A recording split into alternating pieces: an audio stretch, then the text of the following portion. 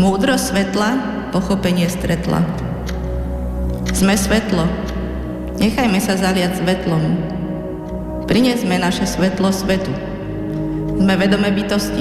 Pochopme, precíťme, buďme bdelí. Staňme sa osvietení.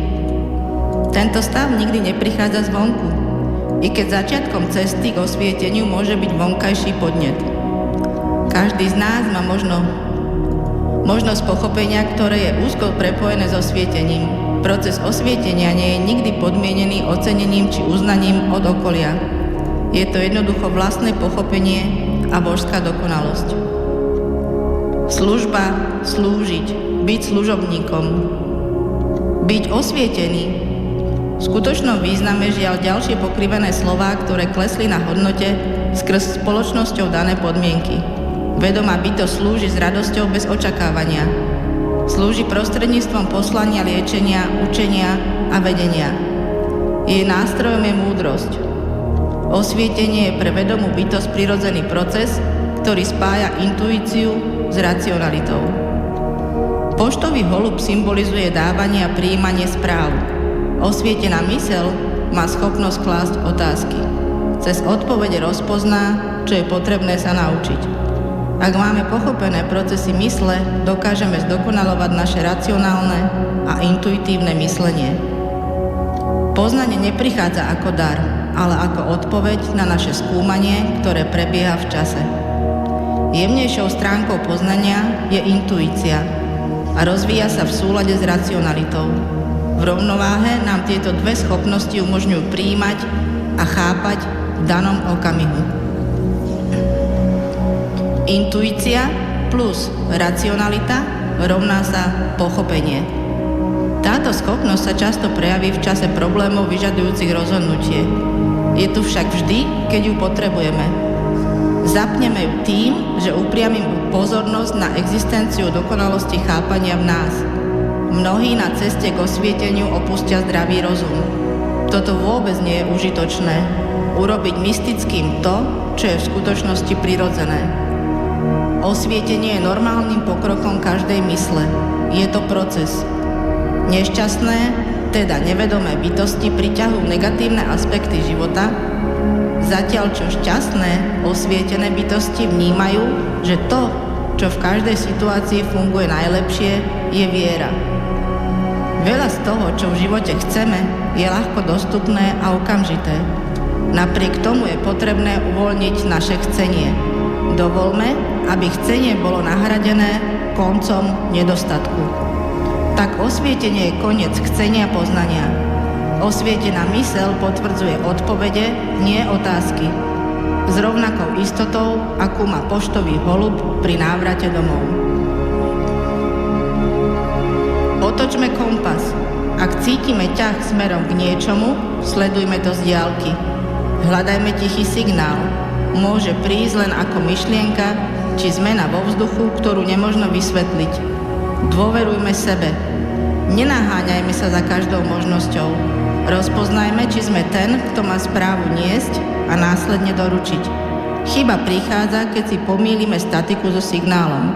Následuje nával naliehavosti, ktorý nie je náš, alebo sa pustíme do misie, ktorá patrí niekomu inému. Skutočný kompas je stabilný. Ten falošný prichádza s tlakom konať skôr, ako počujeme tón, ktorý poznáme. Kompas nečaká na jasnú oblohu. Nečaká, kým budeme pripravení.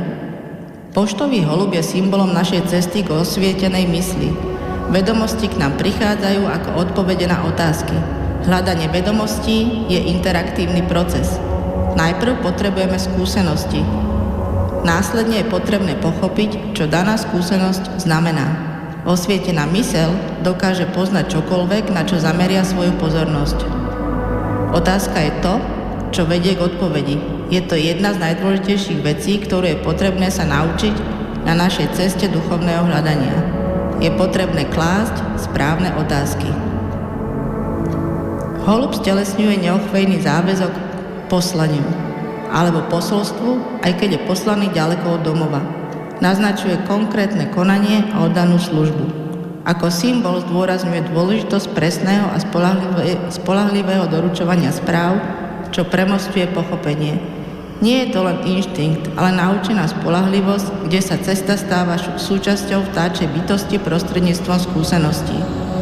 Myslíme symbolicky. Otvorme vlastnú múdrosť, zrodenú v dokonalosti vyššej podstaty. Držme kompas pevne v rukách. Nasledujme poslanie. Buďme vlastnou pravdou. Staňme sa verným poslom správ na ceste návratu domov. My nie sme tou správou, sme tí, ktorí správu doručujú. Sme poslom misie, ktorú treba splniť. Sme mier, sme viera, sme múdrosť.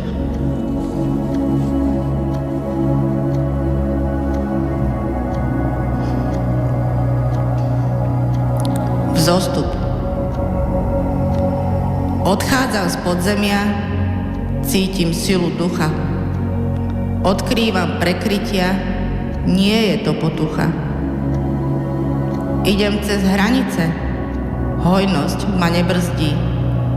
Budia ma stálice, duša ma tam pustí. Držím ten osud môj vo svojich rukách.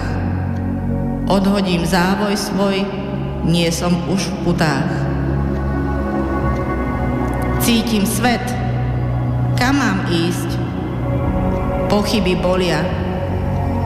Hľadám smer, kam mám prísť? Rany sa hoja. Som v cieli, cítim to. Znovu zazrastiem. Vychádzam z podzemia, zo svetla žasnem.